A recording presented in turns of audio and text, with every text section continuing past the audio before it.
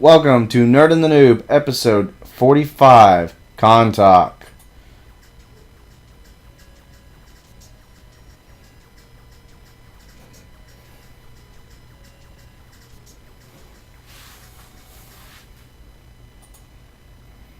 Hello, and welcome back to another episode of Nerd and the Noob.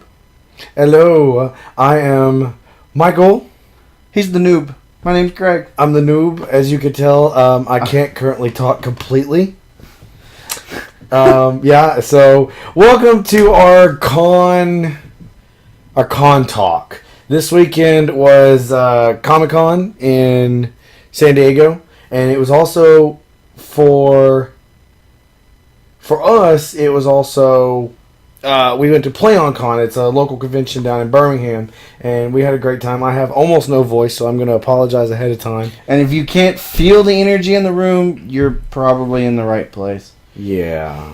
So yeah, we're going to try and keep it upbeat for you today. But if we fall asleep, please, someone record it and put it on YouTube for monetizing. So, we want to say, first off, hello to our chat, because you guys keep us running. Let me tell you, we worked on 4 hours sleep this morning. Yes. In Birmingham, packed, got on the road, drove 4 hours home, no nap. Then we played a game of Settlers of Catan. Because we couldn't sleep. And so, yeah, drove all the way here for the show, because we wanted to make sure we did the show tonight.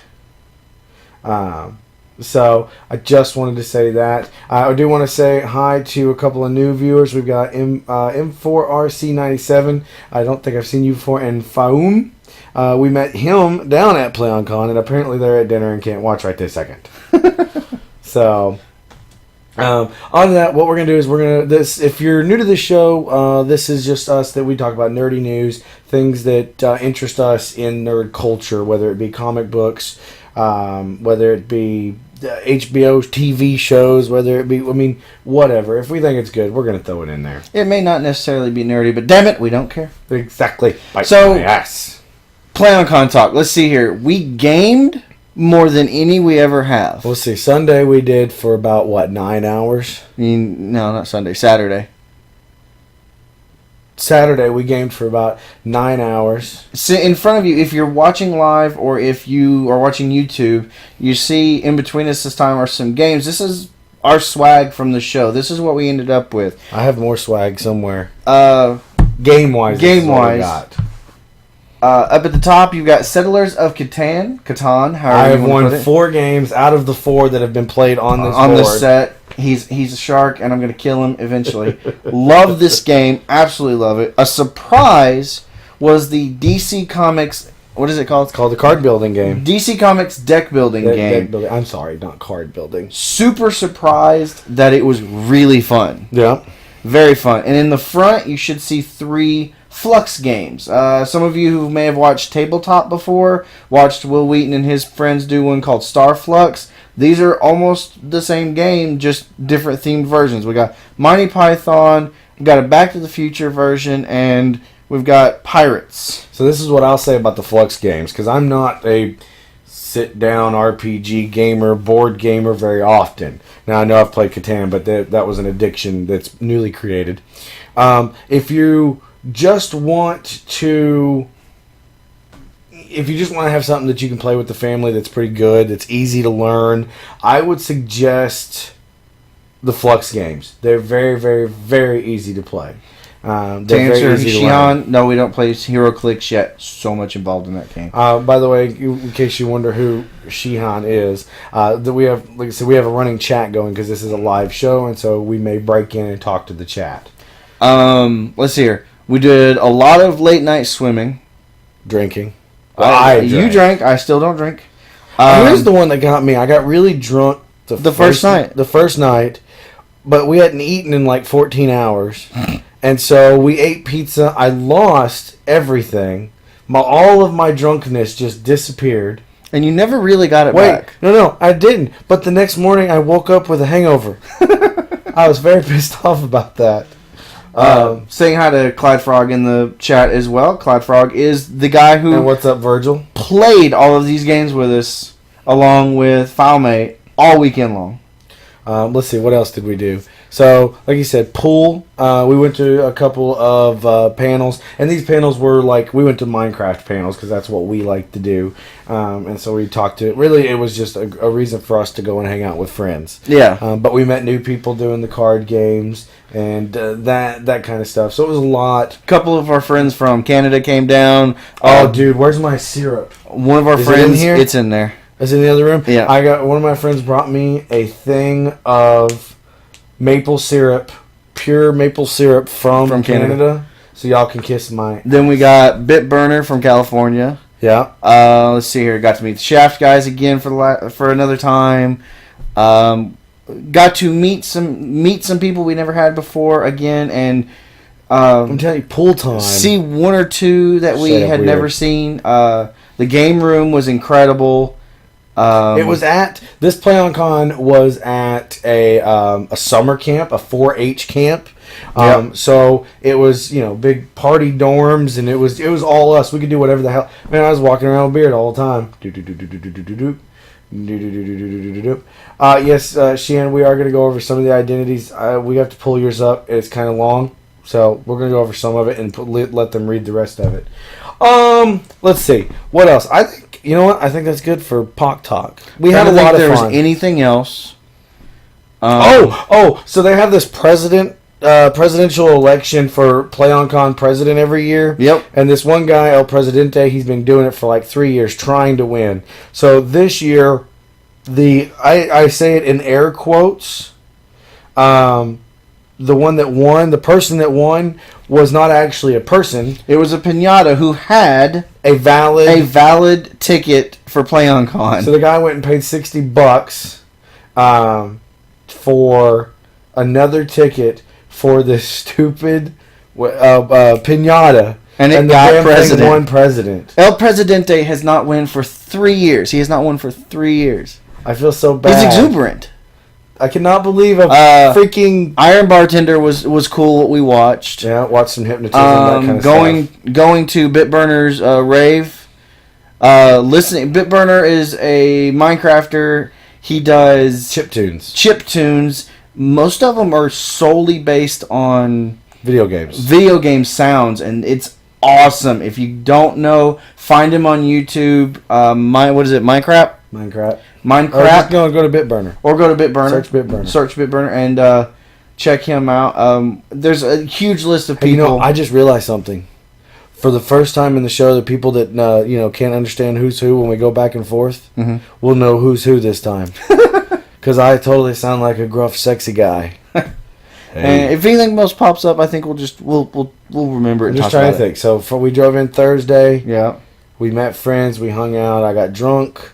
Friday, we met friends. We hung out. I got drunk. Saturday, we met friends. Hung out with friends. Played games. Pool time. Yes, pool time. And then we got up and left Sunday morning. So, all right. So I think we can go ahead and jump out of that. Did you have anything else? I think that was all our weekend. We didn't do anything else. That was our entire weekend. Well, to cap off the weekend, when I did get home, my buddy James, who was watching the cats for us this weekend, my wife and I's cats, came over, and surprisingly enough, he loves the Settlers of Catan. So we sat down at the kitchen table and we started playing it, and that's where I won my 4th game. Shut up. Because you're a bunch of losers. All right. We're going to move into the long box for those of you who are new, and there are several now. The long box is our segment where we pick a few stories that we've seen throughout the week that we really want to actually talk about, that get us excited, that, just make us happy. These are expanded stories. So first story on here is, and thank God Almighty, you'll know a little bit more about this than I will, but we've got a lot of DC movie news coming out. And we've got Batman Superman movie confirmed in 2015, along with Flash in 2016 and Justice League in 2017. Just off that title alone, can I tell you I'm so glad they're not pushing Justice League to next year. I am too. I am definitely too. I want them to build it up. So let's see. Here we go. It looks like Batman and Superman are finally going to be on the big screen together. This is an article from GeekTyrant.com. The last couple of days at Comic-Con, I've been hearing that Warner Brothers would be bringing DC Comics' World's Finest to the big screen, which is a pretty Badass. Which is pretty badass news that I was hoping to see actually happen. Now, THR and several other outlets are confirming what I've heard. Apparently, the studio is going to develop a Batman and Superman film. The movie will be directed by Zack Snyder, and they are looking to release it in 2015. This will basically be the sequel to Man of Steel and help pave the way for Justice League. Henry Cavill is set to reprise his role as Superman, but there's no word on who will play Batman in the new film. Now, I like this. I like this that they're doing a sequel for Superman, but going ahead and establishing a new Batman at the same time. Yeah. Because, think about it. Honestly, we don't need... we don't need to see a whole new Batman origin story. We have it.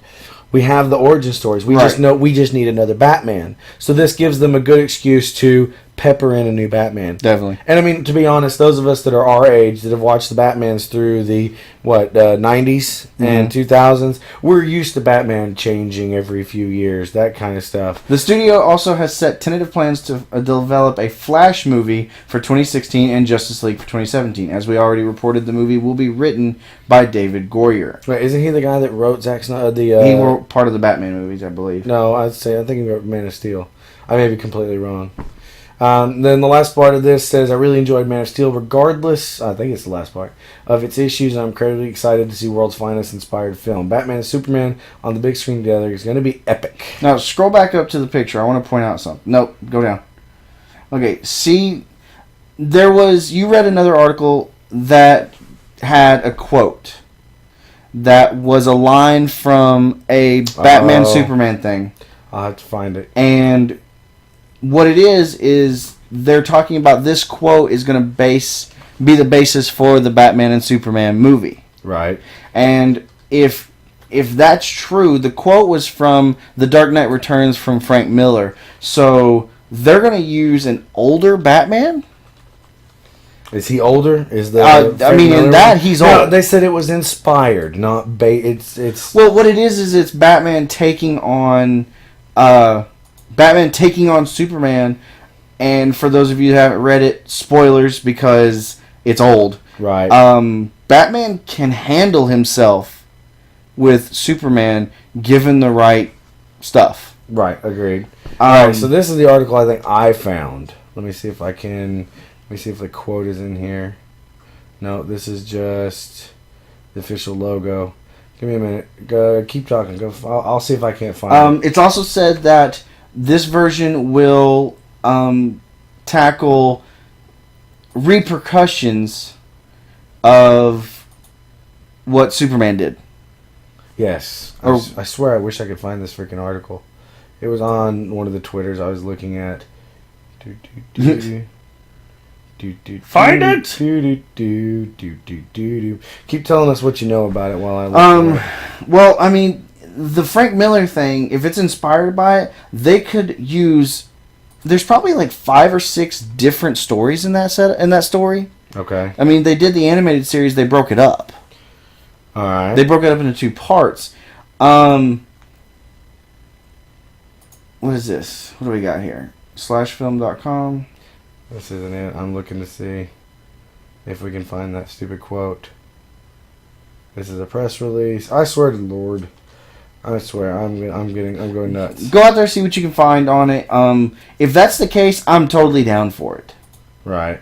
Because I love Frank Miller's writing. I recently... Here it is. Bam. Sorry to interrupt. This is the quote that was given at the Comic-Con panel. I want you to remember, Clark, in all the years to come, in all your most private moments, I want you to remember your hand at your throat. I want you to remember the one man who beat you. That would be Bruce, which he calls him Clark the whole time. He doesn't call him Superman. Okay. I love it. Although Superman, the imagery in it, at one point he's got the overdone hair. Right. With a white button-up shirt that's open halfway so you see his chest. Mm-hmm. And then an eagle lands on his arm. Superman's? Yes. Oh, Jesus. I'm waiting for the flag to flag. All right, so we're very excited about the Batman Superman. We know that. It's been 2... So let's move on to the Flash. Let's just, off the top of your head, who would you like to see as Flash? Is there any one person you would want to see as the live action? Better question. Better question. Which Flash? You have to start with Barry. I'd love to see Wally, but you have to start with Barry. That gives you an Okay. opportunity to bring the whole family in. Okay. Now, who would you want to play that? Just off the top of your head, do you have anybody that would work? No, I don't have anybody on top of my head. Not right Vin now. Diesel? Not Vin Diesel. Not Vin And Diesel. besides, that's DC. Shut up. I also feel like doing a Batman Superman movie in 2015, bringing in JLA for 2017, puts in an opportunity to do a Trinity War movie, which in my opinion would be the big three: Batman, Superman, Wonder Woman. Of that Trinity War. Okay, featuring some of the other characters sometimes. Fair enough. So here's what I think is going to happen. You have Batman and Superman in their own movie. Mm-hmm. Okay. They've got a tentative Flash for 2016. Mm-hmm. I think Flash will probably have, if they recast a Green Lantern, or no, is it Green Arrow that's Flash's friend? It's both. I'm trying to think which one was his friend. Arrow. If they're going to do a movie Arrow and not bring in the TV version, Mm-hmm. they introduce either him or a new Green Lantern there. Okay. And that gives them most of it, and that leaves them with a couple of surprises for like Wonder Woman, and if they want to pull in Cyborg or Aquaman for the Justice League movie. Yeah. So that gives them a couple of new. The fact that New these were shots. confirmed, the fact that Zack Snyder has been confirmed as the director, just means that it's actually going to start moving forward, and we can get real stories and not speculation. Yeah, I'm super freaking excited. Here's again, we've done this before, but I want to say this. Here's my Justice League movie. Okay, I want to see Batman, Superman, Wonder Woman. You have to have the big three. Yes. Okay, but if you have to have extras, I say you keep it down to 3 extras. My 3 extras are Jean, Okay. Martian. Martian Manhunter, Cyborg, Okay. and Flash.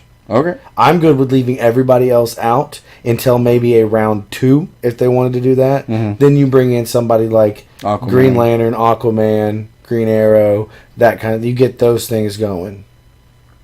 I want to see a Supergirl movie, Mm, and then just bring in someone gorgeous. gorgeous. All right, we're going to move to the next story, which is the Avengers 2 is now Avengers: The Age of Ultron. Proceed, sir. Okay, so I'm just super excited about this. Now, here's the bad part. I don't read Marvel anymore. I really, really, really should, because I like the Ultron stuff. Most people hate it. There's a current series going on right now called The Age of Ultron, and I listened to a podcast that they go through, and I've not got to read it, so they go through and There's so describe much some of it. time stuff. Well, yeah, there's time travel, but like it's like Luke Cage gets thrown out a window, neck snaps or something. I mean, just dies. Mm-hmm. I'm like, holy shit. So I like the Age of Ultron because what it does is that perfectly sets up stage 3. Now, here's my only problem with having Avengers 2 have Ultron in it. Mm-hmm. If they're going to call it the Age of Ultron, it's going to have Ultron. No. Now, Yes. Now you said it earlier. Okay, Ultron will be introduced. I will put money on it that Ultron will be introduced in Ant-Man. Is Ant-Man before Avengers 2? Yes. Okay. They'll introduce him Now, some we're way. getting told in the chat that they've said Hank Pym ain't going to be the creator of Ultron in Avengers 2. I think it's a collaboration between Hank and Tony in the comics. You think they end up just giving it to Tony? I don't know. They're saying no in the chat, but I can't see Joss Whedon making that big. Because as far as I understand, Hank Pym has always created Ultron. as far as I know. Okay, so I can't All right, here's see the Whedon article. doing that. It's from comicmovie.com. No. I am not saying Hank Pym will be in Avengers 2. I'm saying that they will use Hank Pym to create Ultron in his own movie, and then Ultron will make it into Avengers 2. So read a little bit of the article. Alright, so here's what the whole thing says. It says, Thanos who? Marvel Studios brought Joss Whedon out on stage for one final reveal at their San Diego Comic-Con panel, and he showed a brief teaser, which not only included a first look at Ultron, but also the title of the sequel, The Avengers Age of Ultron. I'm telling you, that just gives me chills. I freaking love it. Here's the couple of tweets, and it said, in the first one from Marvel Entertainment, it says... And the title of the sequel sequel to Marvel's The Avengers is... Avengers Age of Ultron. No, you're not dreaming. The sequel to Marvel's The Avengers will indeed be titled Age of Ultron. Below is brief footage described blah blah blah.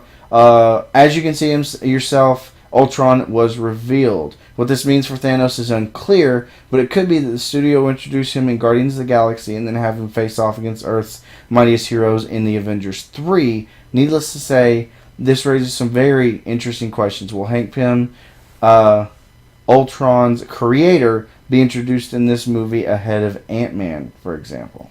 It begins outside. Since this is an update, it says it begins outside an alien temple. A man approaches. The Avengers footage is super quick, featuring lines from the first Avengers. Slowly, CGI images form of Ultron's face. Then the title comes up, The Avengers Age of Ultron. So that's just describing the little teaser. I think this is awesome. For those of you that don't know comics as much, Ultron is... that's an idea. Ultron is a completely sentient... robot? Android. I don't think he's necessarily android. Maybe he is, but we'll go with android, but there's no human part to him at all. Okay. He's just he's a self-learning robot, and eventually he becomes so self-learning that he believes that the only way to protect the Earth is to kill all humans. Is to kill every human being on Earth, and many storylines here and there, he ends up taking over Earth. If you've not read or watched some of these, there are a few animateds that talk about it. It is freaking unreal because lots of people die. I mean, every time you see an Avengers storyline or a Ultron storyline, people die. Just straight up dead.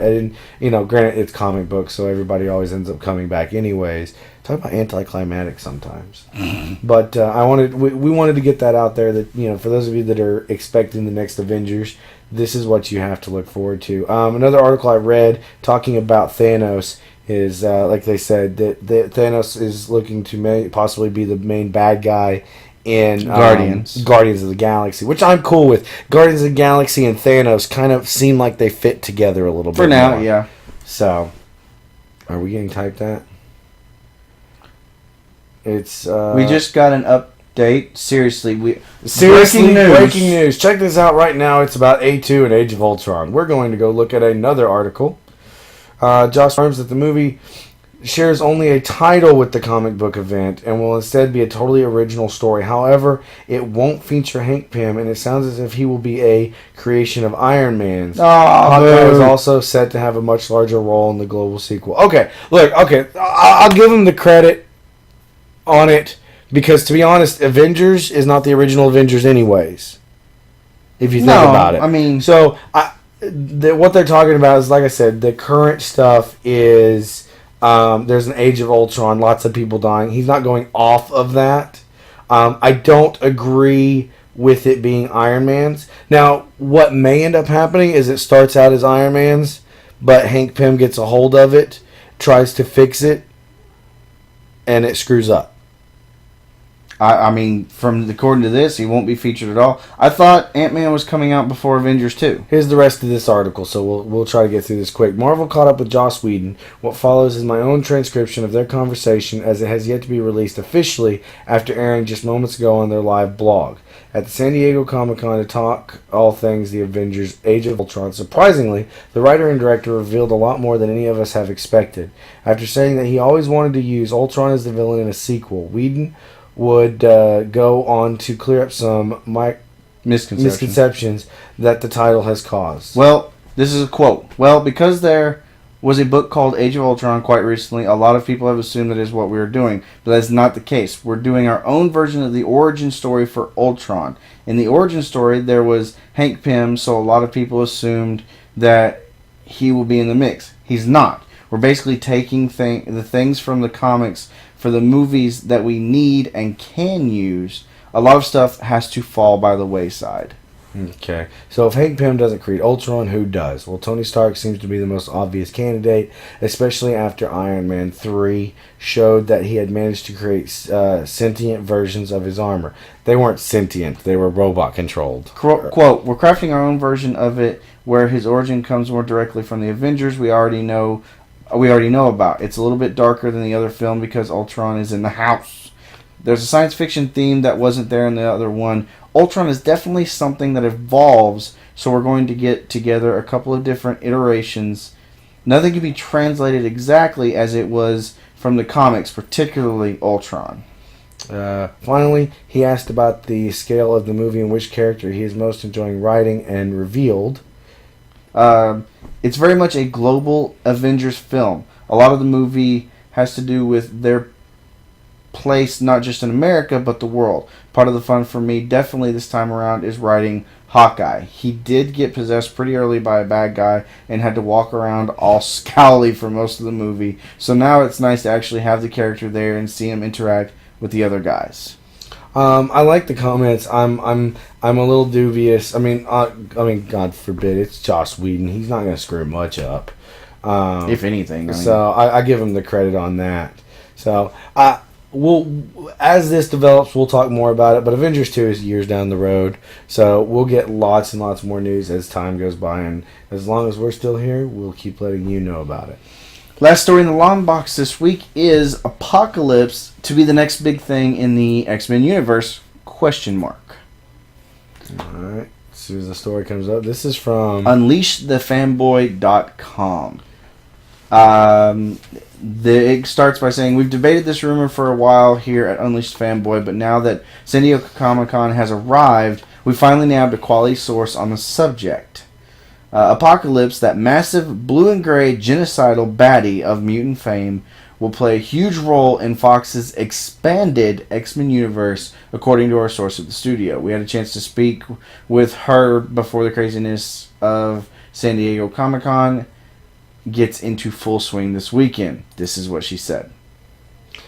He's definitely a big part of Fox's whole plan for a big X-Men universe with spin-off movies. The Avengers really is the template here. I think the X-Men characters have a far richer, varied history than the core Avengers team. So they're for damn sure perfect for an expanded universe of movies. Well, no shit. How many X-Men have there been over the years? Hundreds? Oh, no kidding. They could just essentially think about it. Iron Man was essentially a nobody until the movies picked him up. Mm-hmm. So they could essentially go, we want a Morph movie. I remember Morph. You remember Morph? He was kind of sullen. Didn't he kill himself? He ended up dying. He got early first episode of the cartoon series. Maybe they're like, let's do a Morph character. Ka-ting! And they do a Morph movie. And then 2 years later, you know what? We don't like him anymore. Says here, can we even count the innumerable quality characters that have been butchered with careless writing or Tolkien 2-minute roles? Juggernaut, Sabretooth, Emma Frost, the list goes on and on. But back to the story. When I asked if Apocalypse would show up in the next X-Men movie, Days of Future Past, she responded, I won't say too much about that. You'll just have to wait and see. Okay, so I'm going to stop with the article there. Read the whole thing. We'll have it in our show notes. All I care about, and I've said this 1,000 times if you haven't figured it out by now, Age of Apocalypse. See, you love Age of Apocalypse, and I understand why, but every time I watch something, they get to Apocalypse, I don't see how they beat him. Ever. Magneto becomes a badass and takes him down. How? With magnet powers? I just don't get it. That's what I never understood. The guy is, if I'm understanding from the cartoon I just like the fact that they're bringing their own high-level bad guy. Well, the X-Men. I mean, you've got plenty of bad guys to choose from. You've got plenty of rogues and everything else, whatever you want to call them. He's a beast. Depending on how you write him, he can come off really well. Nice. All right. Well, so you're excited for Age of Apocalypse, possibly. All right. All right, guys. I feel like duh is an answer here. Insert duh. Alright guys, so we're going to jump out of the long box. I hope you enjoyed those stories. Those are the ones that we get a little bit of passion about. So if those answers annoy you, then well, get the hell over it. We're skipping a couple of things this week due to the sheer amount of stuff because we've been on vacation. We're skipping the comic of the week, which next week I am pointing out right now will be Batman Superman. Didn't we read that? We read it, but we have to read it again. Okay. Alright, so we're going to move on to the nerd list. And what this is every, say, 2 months or so, our producer Les goes onto the Facebook page and asks, what is your top 10 blank? And this week, this last month or so, this is your top 10 Marvel characters. And so we went ahead and we did a couple of, what do they call them? Honorable mentions. Honorable mentions, thank you. The 12th, this one surprises me actually. The number 12 is Professor X with 32 points. Now, as far as I understand, your number 10 gets like 1 point, your number 9 gets 3 points. And he's got a point system. We're not real sure how he does it, but the further up you go, the more points you get. So, honorable mentions would be, we got 12 and 2 11s. Professor X came in 12th, with tying for 11th were Beast and Dr.Doom. That's a weird tie. It is kind of a weird tie, but I love that the fact that the honorable mentions, 2 of them, are both X-Men. That is pretty good. We do want to say that these are not picked by us. It's voted. Yes, you guys voted. We put our list in just like everybody else. We vote on this on our Facebook page. You can get there through nerdandthenoob.com.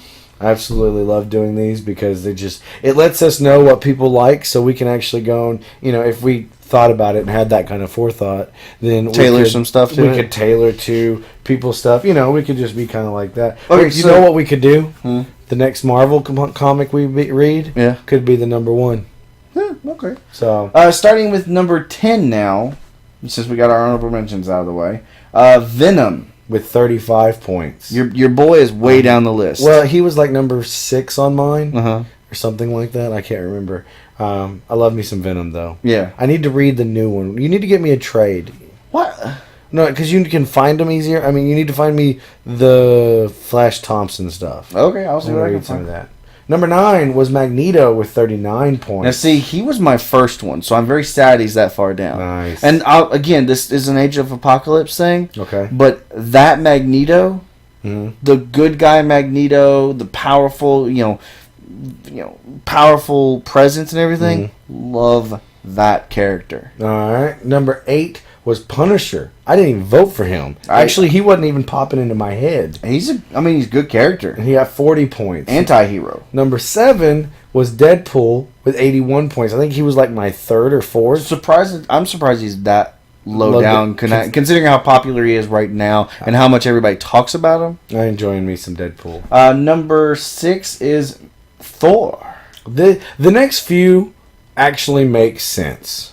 All right, so Thor 6 and 5 are Thor and Iron Man.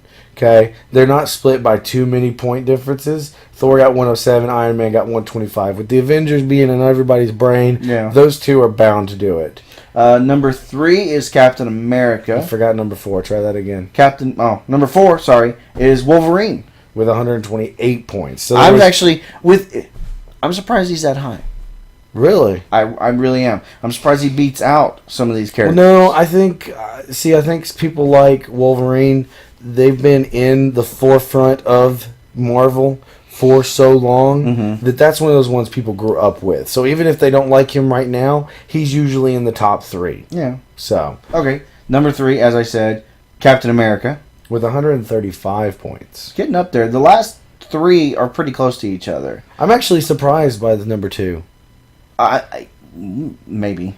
Hulk with 143 points. Hulk almost smashed his way into number 1. He was close. I cannot believe this. And for number 1, this was my number 1, by the way. And the only reason he's my number 1 is I grew up on him. And number 1 with 149 points was Spider-Man. So apparently we need to read more Spider-Man. All right. And I don't want to. We're going to read Spider-Man. I don't like Doc Ock as Spider-Man. We're going to read a Spider-Man in a couple of weeks then. Stupid Spider-Man, Doc Ock, blah, blah, blah, blah. He is my favorite. I love me some Spider-Man stuff.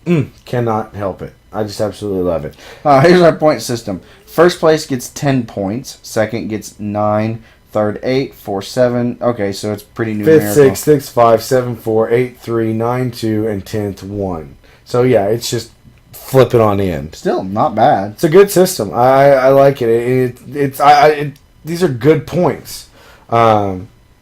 And so, I think it's a good list. I see a little bit... So, to be completely honest, I liked our DC list better.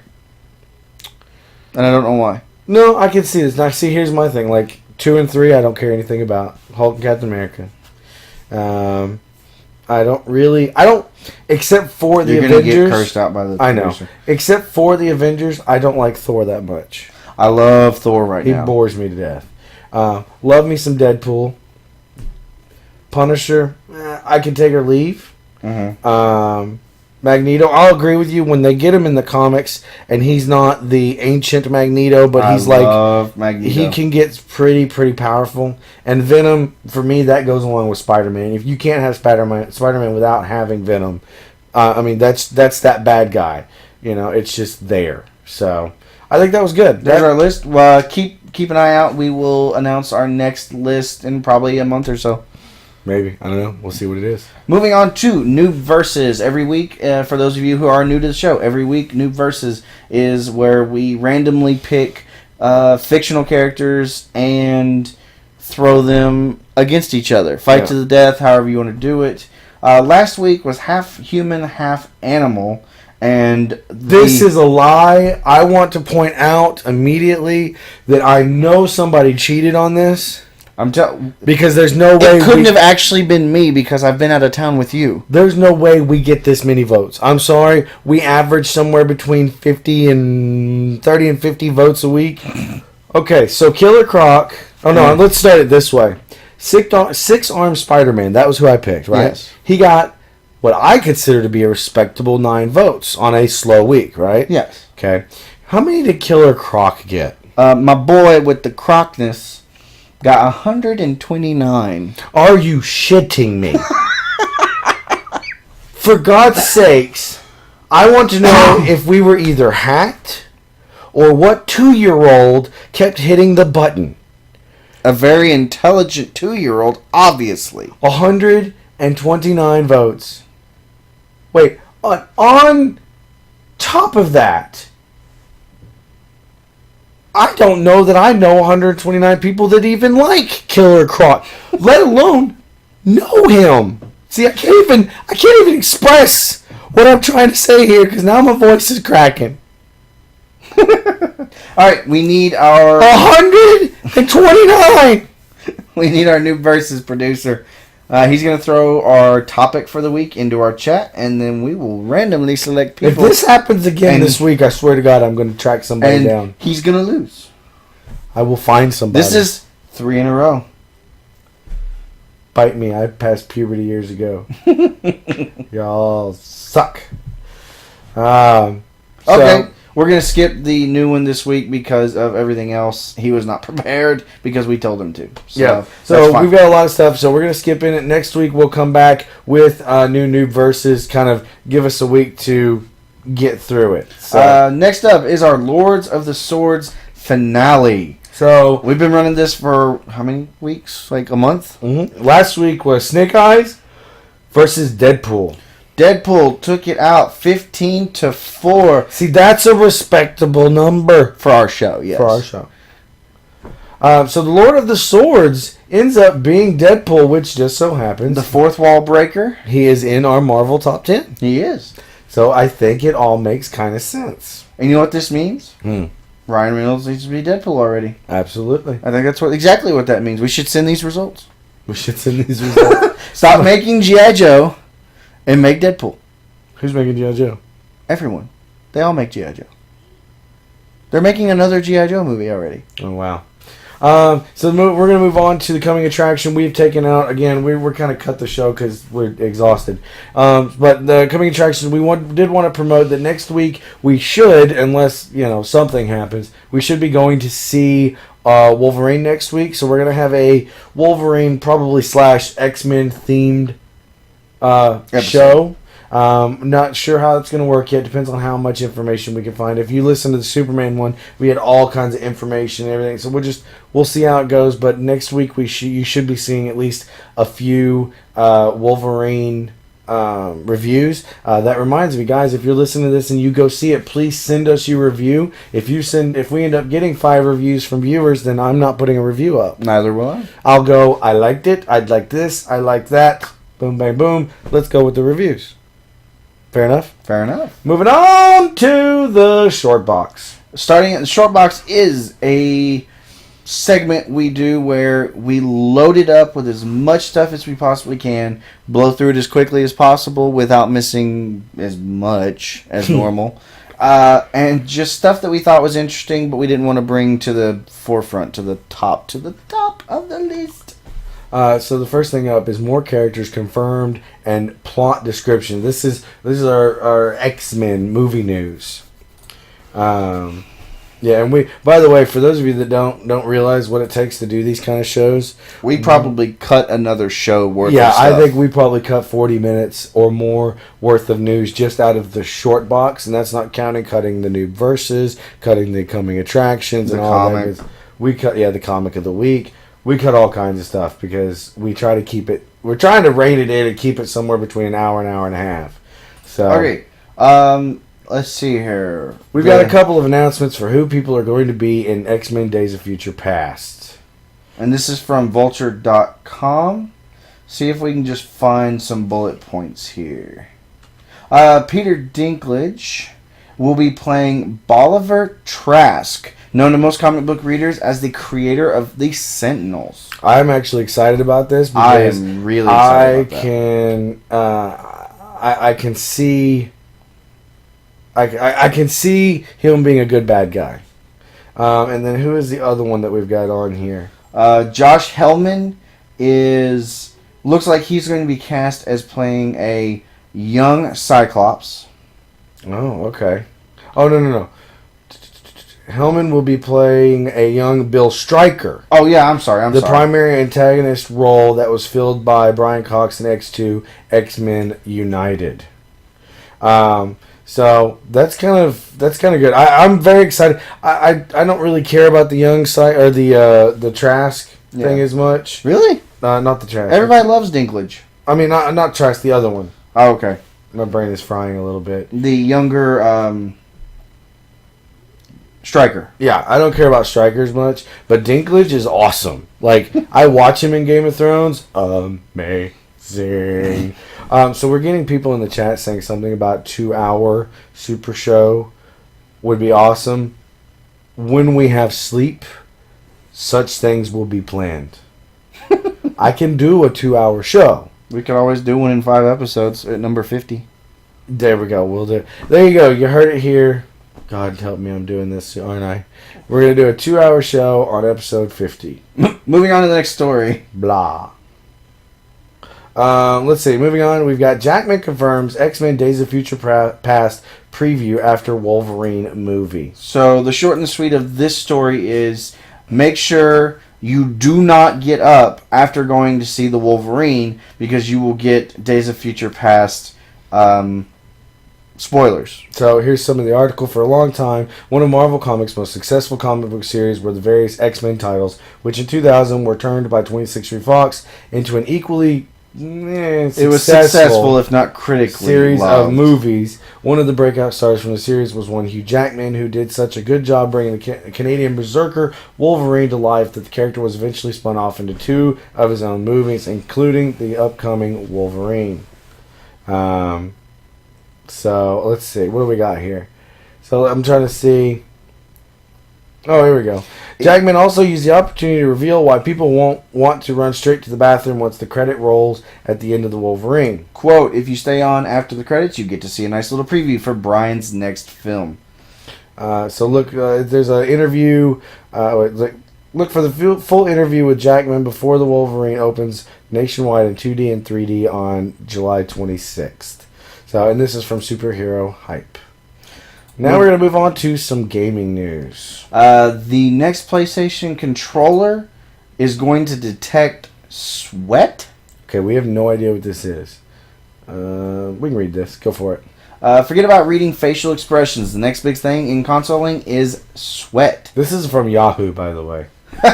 Hey, that's a source. That is a source. Almost. According to Mark Kearney, lead system architect for Sony's next generation console, Kearney says one of the early designs of the DualShock 4 controller measured skin's conductivity, or in most colloquial terms, sweat.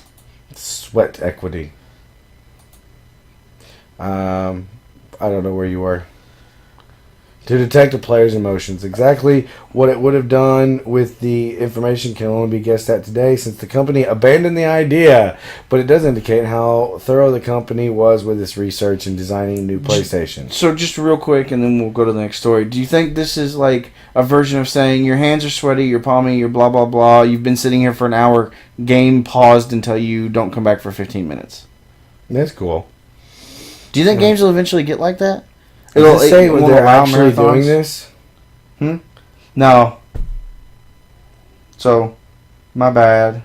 No, it's cool. One thing we were very interested in is the notion of biofeedback and how it can be applied to game design. There's potential on both sides of the equation, both for using physiological signals to quantify an emotional state while people are playing the game. The more interesting side of the equation is what you can do when you incorporate physiological signals into gameplay itself. See, what I think is it's going to, it would track heart rate, sweat, stuff like that. Mm-hmm. And then, like, if it's a scary game, it's going to scare you even more because it tracks that you're ready for it. Fair enough.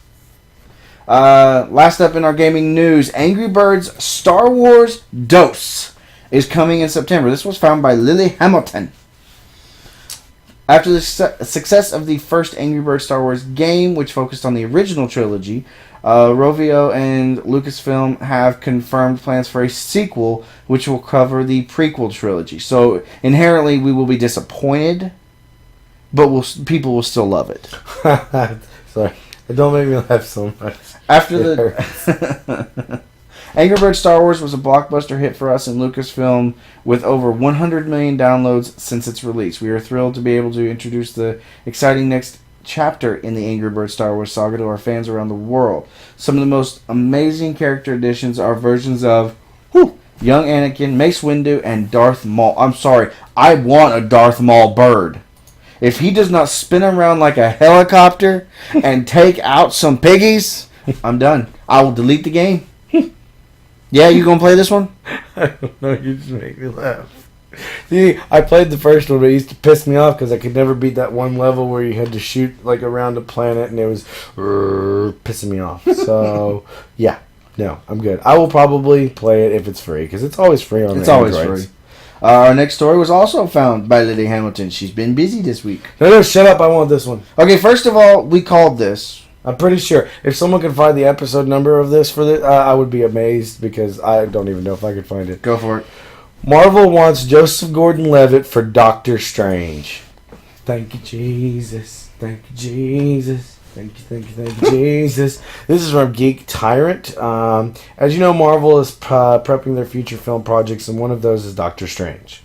The student hasn't officially announced the film yet, but we all know it's one of the big ones coming. It's been reported that the Strange character will be groomed to take the place of Tony Stark as the main hub character that will help connect Marvel Cinematic Universe together. To do that, the studio would need to get a big star that everyone would like to see over and over again in the Marvel Universe. It looks like that Marvel knows who they want. According to our friends at Latino Review, the studio wants Joseph Gordon-Levitt in the role, and I couldn't be happier. As a longtime fan of Strange, I think Gordon-Levitt is a great choice to take him on. Yes, this sounds way better than Vin Diesel playing anything ever. This site explains. Now, at press time, we are not saying that an offer has been made, that talks have even engaged, and who knows, Levitt and his team are probably unaware. But we are hearing that Marvel execs initially are discussing that Levitt is who they figure would be ideal. Well, I think Marvel should make the move and get talking to him if they haven't already. It'd be great if this actually happened. What do you think about the possibility of Joseph Gordon-Levitt playing Doctor Strange? We just like to do this. Yes, 2 thumbs up. Wait, I'm sorry. 4 thumbs up. That is amazing. I think it'll work, too. Oh, Because yeah. think about it. Doctor Strange was that, like... Yes, he's the mystical, but he did have that Tony Stark-esque... You know, he was the black suit. And, he was the doctor, you know? So, I mean, think about it. He was in... when he was in the one with Leonardo DiCaprio, Inception, Mm-hmm. he had that look about him. You know, Okay. he had that stature. I know. I'm not arguing. I'm totally cool with it. So, I think it would work. Moving on to a little bit more. Ant-Man's script is done. This is Edgar Wright, who has been writing it, says the Ant-Man script is all done. Director Edgar Wright confirmed this week that he and co-writer Joe Cornish have completed their Ant-Man script, which recently called for a facelift in order to fit into the modern Marvel Cinematic Universe. The script is all done, Wright told Digital Spy. I actually put Ant-Man on the back burner to make The World's End, and Marvel was very good in terms of like, okay, we'll see you in 2 years. The thing is, the character's been around since 1962, so he's not going anywhere. The later we leave it, the better the special effects will be. According to Marvel Studios head Kevin Feige, casting for Ant-Man will begin towards the end of the year. Nathan Fillion and Armie Hammer, however, have already quashed the rumors saying that they will be in this. See, I've not read enough Ant-Man to know the personality, what he would fit into. It says Ant-Man is set for a post-Avengers 2 release on November 6, 2015. Oh, yeah, he does come after. Well, crap. See, I told you. I'm telling you, he'll have something to do with Ultron. It could be a phone call. Like, he never shows up, but the guy they cast for is just on a video screen. Alright guys, so we're going to move into TV news. Agents of S.H.I.E.L.D. premieres September 24th. Set your DVRs! Let's go double check the article. Coulson lives! The premiere date for the highly anticipated ABC drama Marvel's Agents of S.H.I.E.L.D. has finally been revealed. Tune in on Tuesday night, September 24th, to finally get a few but not all answers on how Coulson survived his apparent demise in the Avengers. The first Marvel Cinematic Universe. I lost myself. Okay. Television program will appear on ABC at 8 p.m. Eastern Standard Time, 7 p.m. Pacific Standard Time, on Tuesday, September 24th, titled Marvel's Agents of S.H.I.E.L.D. Actor Clark Gregg will return as S.H.I.E.L.D.'s top-level 7 agent Phil Coulson. He'll put together a new covert team aiming to conquer global threats presented by a world now exposed to superpowered individuals. I just had a weird idea. Why? What if they started out as a flashback? Like, you see the team, and then something happens where they're like, how did this team get together? Boom, flashback, Coulson before the Avengers. Mm-hmm. And he gets this team together, trains them, and then I got called, blah, blah, blah, I got to go here. And then he goes to where the Avengers starts, and then here's the team, and then they're like mourning Coulson's death. That's creepy if that happens. It just hit me. That's I very get creepy you if buy that me happens. something cool. I will give you $10 if that comes true. All right, high five. Now, if it doesn't come true by, let's see, how many episodes are in a season? We'll say if it didn't have by 3 episodes in, I'll give it 3. All right. If it hasn't happened by 3 episodes in, then you want to just give me $10? How about Which How about we trade comics? We'll find a like I'll buy you a trade or you buy me a trade. Doesn't have to be. I'm good with that. All right. There we go. I like that. All right. So what? Just curiosity. Mm-hmm. What kind of leeway is? Does it have to go exactly how I did it, or leeway? Okay, it doesn't have to go exactly. The main points are Flashback. Starts flashback. Coulson dies. They continue without him. Gotcha. That's what by episode 4, Coulson has to be dead. I'm good with that. All right. I like that. That's a good bet. I love it when we bet stupid shit. Next up, this was found by, I believe it was found by Agamemnon or Anthony. Yeah. True Blood signed on for 7th season. Now, before you freak out and turn the podcast off, I got it. This doesn't seem like an inherently nerdy thing. First of all, it's posted on Geek Tyrant. So, second off, we were told immediately by Lily that she was wanting to post this, but didn't think anybody would care. So this is what I got to tell you people. Okay, if you've got something that's television show, movie related, something like that, that's got any basis in nerddom. You know, this is vampire related and werewolves. I mean, that stuff dates back to nerddom for years. Mm-hmm. You know, put it on there. If we don't like it or we think it's out of order or something like that, it can always be taken off. Put it on there. Girls, please feel free to add stuff to this. Yes. We want as big of a female presence for the show as we do a male presence. HBO has officially announced that they have renewed True Blood for a 7th season. Now, I will admit, I watched the show for like 4 seasons. Oh, I did too. Anna I watched it for like 1 I year. personally think Anna Paquin's kind of hot. Well, she was rogue, so she has nerd cred anyway. Exactly. And apparently now she's a pixie. The 7th season is scheduled to debut in the summer of 2014, and executive producer Brian Buckner is returning as showrunner. The news comes from Michael Lombardo, president HBO Programming, who says, True Blood remains a signature show for HBO and a true phenomenon with our viewers. Thanks to Brian Buckner and his talented team, the show continues to be a thrill ride like nothing else on TV. I gotta ask, do they have showers on set? Because they go through a lot of fake blood on this show. Like, tons. The rest of the article goes on to say, I've been enjoying the 6th season. It's crazy how much this show has changed and evolved since it first started. It's almost a completely different show. Anyway, I'm looking forward to seeing how the current season turns out before I get too excited about season 7. I'm happy it's not ending yet, though. How do you feel about where season 6 is heading and the fact HBO has greenlit a 7th season? I think they end up with 8 seasons. You think 8? I think they end up with 8 and then it's done. All right. So we're going to move on to some more stories. This one's for me because I was super excited about this. We were talking about this the other day. We're going to go to some DC news. Justice League War has been confirmed for 2014. This is going to be a new animated movie post or after New 52. Yeah, this is so far every animated movie for DC has been pre New 52. Mm-hmm. And if you don't know comics as much, New 52 was kind of like a reset. It has been. This is from comicbookmovie.com. It has been confirmed that the first 2014 DC animated movie is Justice League War, which is based on Jeff Johns and Jim Lee's first story arc for the New 52 line. Additionally, Terra Nova star Jason O'Mara will voice Batman in this feature. Oh, new Batman feature! So what's cool about this is that the new 52 is really nice because except for Green Lantern and Batman, everybody was reset. Everybody was reset to about between 3 and 5 years. So this is going to go off of their first Justice League tie-in then. The first series in Justice League where the parademons invade Earth.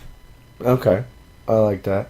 I just think it's neat because it looks like they're doing stuff in order. Like Flashpoint, as far as everyone's concerned, Flashpoint is the tipping point for New 52. It's what causes the New 52. So, it's cool, guys. Go check out this article. It's comicbookmovie.com. I hope this doesn't mean that DC's pushing the animation department to only push New 52 stuff. No, I hope not either, but I kind of want to see some of these stories because, I mean, there's a lot of these. You could make an hour-long cartoon about 5 issues of Green Lantern. Yeah. So, I mean, they've got doing that kind of stuff. It's really kind of nice. And apparently everybody's seen the Flashpoint except us. How is it out? I don't know. I looked it up online and it says it's not available till the 30th. So wait, he's in England. I don't know where the hell they're watching this stuff. Agamemnon, did you get it early? So, Lego Marvel game demo. Apparently, we did not talk about a Lego Marvel game demo. Well, we'll have to Spencer, put it on the Facebook, and we'll do it next week. Spencer, if you put it out there, we will specifically ask Les to put it on the show next week. Jeff Johns says, this is the next article. Jeff Johns says an Aquaman movie would work. He would know, right?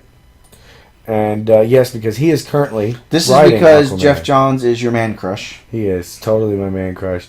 With Marvel turning almost every available superhero into a big screen action star, it's only a matter of time before we hear concrete plans for DC Comics to follow suit.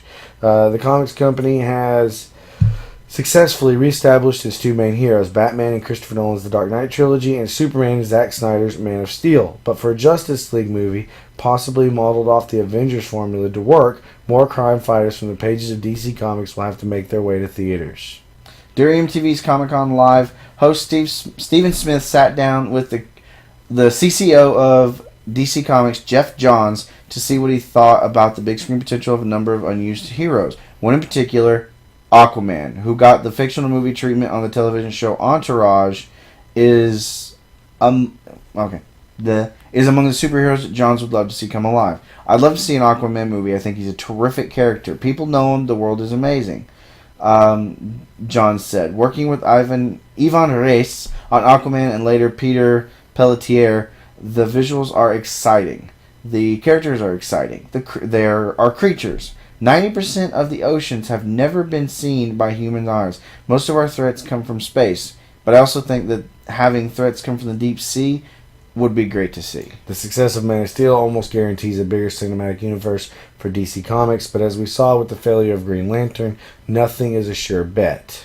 True. I agree. I think it's time for Aquaman to at least get a shot, if anything else. I'm just a big fan of just saturating the market with that kind of stuff.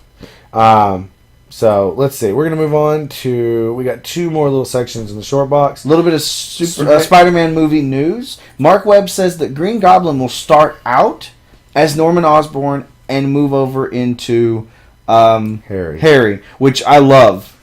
We haven't read this article yet. I'm going to read it afterwards. But just the fact that the producer or the director is stating, because a lot of people were worried it was just going to skip Norman and go straight to Harry. Right. And that's not how it happens. In the comics and in the cartoons, it was always Norman and then Harry found it. Right. So I think for sure that is way better idea. I'm very confused about the Spider-Man movies right now. So I'm going to let it play out because there are some things going on in 2 that I'm not completely excited about. Okay. So I'm going to let it, and this is saying that it's going to be Norman, which I think is great. I think the Green Goblin should be something that's passed down. Because I think Norman, I liked the way they did that in the first one. Because crazy begets crazy? No, I like that it's Norman. It kind of goes nuts and becomes Green Goblin for a reason. Mm-hmm. And Harry takes it over because of revenge. Maybe not because he's going nuts and Spider-Man hurt him and blah, blah, blah, blah, blah, like they did in the third one. But because pure, honest to God, I'm snapped, I want revenge. Yeah. That's what I would do. I think that fits well because then you could jump that into a Hobgoblin afterwards and that kind of stuff. Yeah. So... the second part is a possible big character spoiler for Amazing Spider-Man 2. Now, you left this, so you have to look at it. Fair enough. Let's see. Here we go. Spoiler alert. About a month ago, we reported that there's an ad on my screen. And it won't go away. It's slowly crossing the screen. Get off my screen. About a month ago, we reported on a quote from the Amazing Spider-Man 2 actress Felicity Jones, where her stumbling answer to one reporter's question led many to believe she will be playing Felicia Hardy, a.k.a. Black Cat, in the film. Jones even did a subsequent interview where she further teased that her character was on the bad side in the film. Now in an interview with View London via Bleeding Cool, Jones has revealed some pretty heavy spoilers for the franchise as a whole. Though Jones once again wouldn't say the name of her character, citing she has sworn to secrecy, she did drop an even bigger bombshell of information. It's all quite shrouded in secrecy, but I'm the Goblin's girlfriend. I'm in a relationship with him and his accomplice. I'm on the dark side. Wait, did he ever have a girlfriend? Harry did. Okay. It would seem Jones is once again confirming she is Black Cat in the series, and while this is purely conjecture that Dane DeHaan will take up the Green Goblin mantle at some point in the series, could the Spider-Man franchise be headed for a Sinister Six storyline, as many have predicted? Sound off with your theories.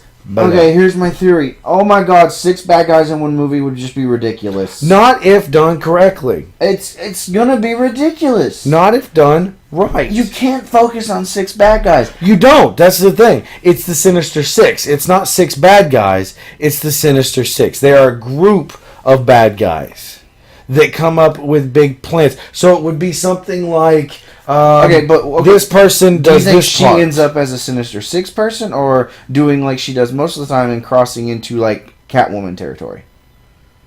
Oh, I hope I don't give a shit. She looks hot in the books. So I like Black Cat. I hope they take it as from the 90s comic where she's got like the transformative powers. Yeah. That I would really, really enjoy. So, just saying. And we're going to move on out of that to our last little bit. We've got some pure on comic news. First one is Spider-Man Darkest Hours. Oh, goody goody. Superior Spider-Man versus Venom, Darkest Hours. I don't like Superior Spider-Man. Doc Ock, the Superior Spider-Man. Flash Thompson, Venom.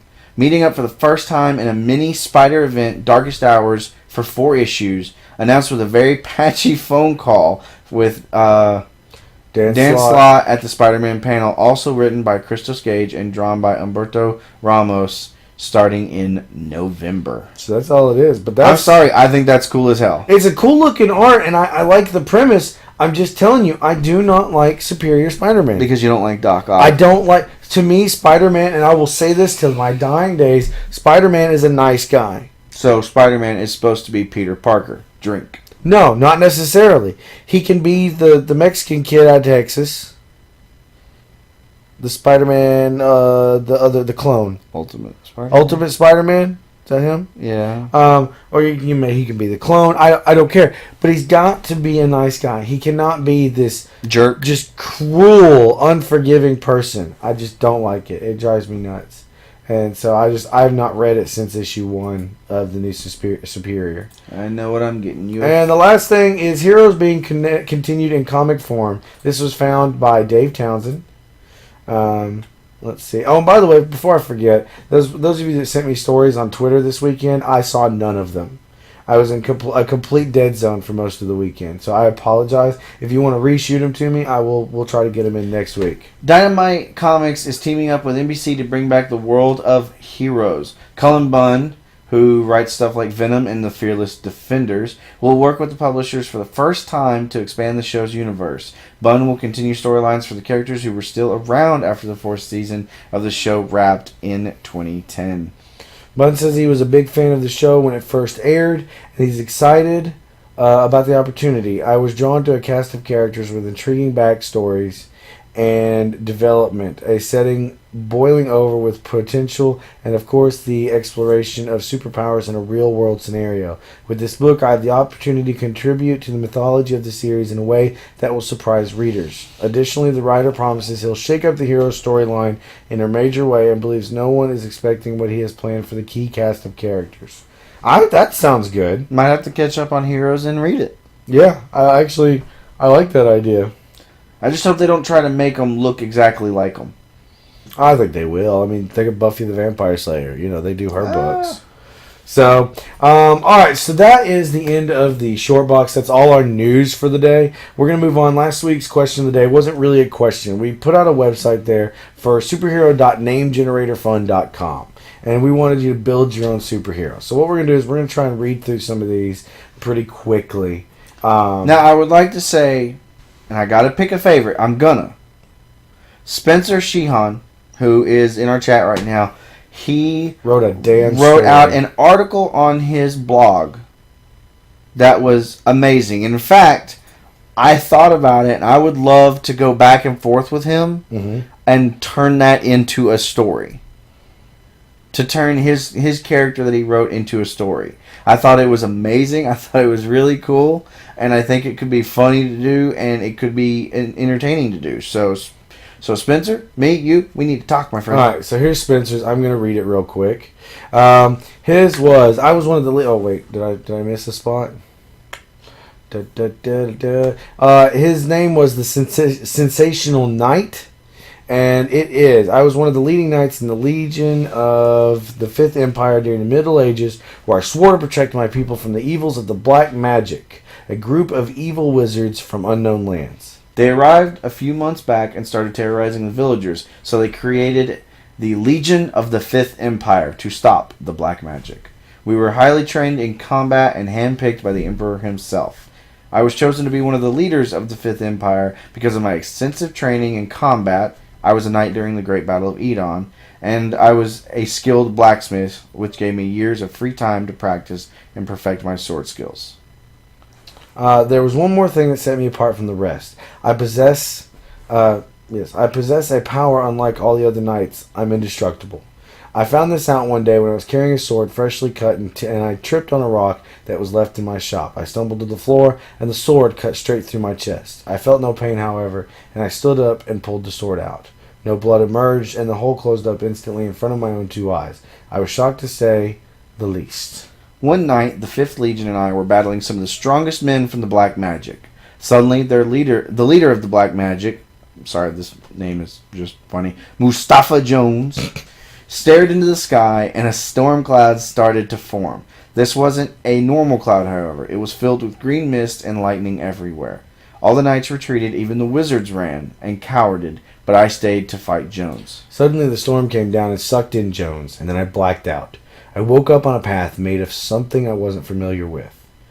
There was a huge amount of noise and tall buildings, and a group of people had gathered around me. I stood up and asked what year it was. A man screamed, "Well, it's 2013, you idiot." And I was shocked. I was teleported hundreds of years into the future. I found out I was also in Sydney, Australia, another unfamiliar place. I stumbled about the streets, still in confusion, and I was still dressed in my knight uniform. I saw this weird box in the window of a store with people in it, a TV, and saw Jones had woken before me, several months actually, and had used the time storm to bring the rest of the black magic to Sydney. I knew I had to stop him. I kept the knight outfit and sword as my new identity. I am the protector of Sydney, and the people have named me the Sensational Knight, and I have also been categorized as a superhero. I fight the members of the Black Magic on a daily basis, and one day, soon, plan to stop Jones once and for all. So that was Spencer's Sheehan's story. That was an awesome story. That was one he actually went there and wrote a whole little backstory, and it was we wanted to make sure and got that out there. So now what we're going to do is try and read the ones that came off the site. So I'll read, then you read, I'll read, then you read. Okay. I need to shrink that a little bit more. And there we go. Alright, so the next one up was we got Anthony. His was Hot Cat. You were a fictional character, a hero from a comic book, until a disruption in reality catapulted you into reality. Now you fight evil while living in a hard-edged world that's very different from the simpler, more colorful realm that you hail from. Flight. Your powers give you the ability to fly through the air at near supersonic speeds. And cat control. You can bring any cat under your complete control and can extend your power to hundreds of potential subjects. Please, dear God, let me be the villain. I will be... Catnip Man? No, oh, there we go. That works too. I was going to say the guy with all the yarn. You could be called the Nipper. Nipper. You're up. Let's see here. Nick Haworth's was... my superhero name is Duke Phosphor. You were working in a secret government lab when a freak accident gave you unearthly powers. Phosphor blasts.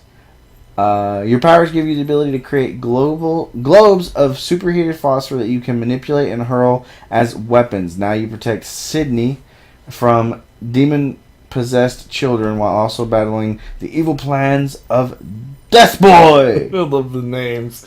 James Temper says, my superhero name is the White Prism. You inherited an antique Victorian prism from your eccentric grandfather, which has unexpectedly gifted you with strange powers. You are able to protect images and illusions into the minds of your enemies. Now you can protect Pittsburgh, Pennsylvania from ghosts, while also battling the evil plans of Ilzuko. Alrighty. The producers. His superhero name is Professor Dazzle. You were an archaeologist investigating ancient Egyptian ruins when you angered the sun god Ra. Now you bear the weight of his power until you find a way of appeasing the mighty deity. Your powers are manipulating and controlling light. Your powers mean you can Manipulate and control light, using it to create illusions or blind your opponents. Now you protect Soul from communists while also battling the evil plans of Madman Martian. Wow. Carrie's was, my superhero name is Neuron Shadow. You and a group of your friends were mysteriously transformed when you encountered a psychedelic mist in the Australian outback. I'm thinking the guy who wrote this is from Australia. Or Pittsburgh. Either one. Now your sharpened reflexes and blistering intelligence makes you the perfect leader for one of the world's greatest superhero teams. You have instant and absolute recall of anything you see, and there's no limit to the amount of information you can learn, and you can manipulate and control shadows, using them to hide yourself or even as a mode of transportation, traveling from one shadow to another. Now you protect Philadelphia from sinister magicians while also battling the evil plans of the cowboy. Go for it. Next up, we have James, our cousin's son. His superhero name is the Whispering Mask. A late night encounter with a mysterious Get that boy to bed. A late night encounter with a mysterious, fatally wounded Oriental stranger results in you being gifted with mystical scroll that gives you bizarre new abilities. You are able to project images into your enemies' minds. Now you protect Cleveland, Ohio, from unlicensed dental practitioners while also battling the evil plans of the gladiator of uncertain origin. That may be my favorite last line. Then we got Shane Miller's. My superhero name is the Laughing Beast. You were given an ancient African fetish mask as a gift, but it turned out to have unexpected powers. Now, whenever you don the mask, you gain the mask abilities and can fight crime. But beware the mysterious villains out to steal the mask back for evil purposes. You can now bring any animal under your complete control and can extend your powers to hundreds of potential subjects. I'm sensing a pattern. I am too. Now you protect Silicon City from drunken drivers. That's a noble feat. That one's noble. That is noble, sir. While also battling the evil plans of Project Janus. That's Janus. funny. Shut up. Go. Move on. We're going to move on. The last one we've got here is from Rich Fox. Go for it. His superhero name is Gigafly. You were always different. Can I call that name? I want to be Gigafly. Never one of the crowd, and it turns out you're a genetic mutation with amazing powers that make you both hated and feared. You have the ability to feed off any form of electricity or power, including the life force of others. You have the ability to vomit liquid that immediately dissolves the clothes of anyone you happen to be fighting, because that sounds useful. Yep. Nobody knows exactly why you do this. Now you protect Centropolis from murderers. That means the most normal one we've heard so far. While also battling the evil plans of the men from Kill. Kill. Kings in love. Later. With lust. Lederhosen? Yeah. Kids in Little Lederhosen. Alright, so that's it. That was the ones we got from last week. Those were awesome. We love those. That was an awesome site. Thank you, Agamemnon, for finding that. So I think what we're going to do is we're going to move on to this week's question of the week, and it is, what has been your favorite nerdy or geeky moment in your life? You said you had one off the top of your head. I know mine. Go for and it. it's just because it makes me laugh. Okay. I'm sitting at work one day, and I have my Flash hoodie on. Okay. And I stand up to go to lunch. I zip up the hoodie, and a guy from across from me says, "Where do you think you're going, Flash?" And to be a smart aleck, I looked at him. I said, "Well, I believe I'm going to go to lunch." And I put the hood up, and I took it back off immediately and said, "I'm back." And he looks at me, and he tries to get me. He says, "If the Flash is so fast, how does he see?" Without even missing a beat, I start into it. I say, well, the Flash thinks just as fast as he can run, which means his brain can comprehend what his eyes are seeing, which is just as quick as he sees them, so he can still see just like normal people as you and I. Oh my God, that was really nerdy. I'm going to lunch now. Oh, that's too good. I'm trying to think of a nerdy or geeky moment for me. Mm-hmm. I don't really think I've got one. No? I mean, I'm sure I do, but like off the top of my head, like it's always for me. It's always current events. Like for me, like this weekend, like just geeky nerdiness. You played a lot of board games. Sitting in a game room for like 8 or 9 hours. That's awesome. Absolutely loved it. That's probably not the one everybody wants to hear. Did you cosplay and no one knew it was you? Anything like that? No one knew it was me. No, that's not likely. That's our show, I think. Yeah. All right, guys. We appreciate you coming to episode 45 of Nerd and the Noob. If you need to get in contact with us, you can email us at nerdandthenoob@gmail.com. You can tweet us or Facebook. It's both Nerd and the Noob. Or you can go to nerdandthenoob.com. That also gets you straight over to our Facebook page. My personal YouTube. We are on YouTube. My personal Twitter is gman0184. Our Noobs is @MangoIRL. If you want to suggest anything, the best way to do it is put it on Facebook and try to get people talking about it. The more people talk about it, the more likely of a chance the producer has of pulling it. You know, I was going to throw this out there. What is Sheehan's website? What is their podcast called? The Great Geek Debate? The Great Geek Debate. So here's, if you didn't get enough information about Comic-Con from us, then why don't you go ahead when this finishes, hit the stop button and go to your iTunes store and get the Great Geek Debate and listen to that, because from what I understand, they also did a Comic-Con show. And probably way more stuff than we did. Probably. So that's the Great Geek Debate on iTunes. Great Geek Debate. We promise we're not messing it up on purpose, Spencer. Yes. The Great Geek Debate. They had some technical issues, but it will be up as soon as they get it up there, so check it out. So, yeah. On that note, guys, thank you for coming. We apologize if our energy seemed lacking or if you don't understand me half the time because of my voice. But other than that, guys, we love you. Thank you for coming to the show, and we will see you next time. Peace. Out.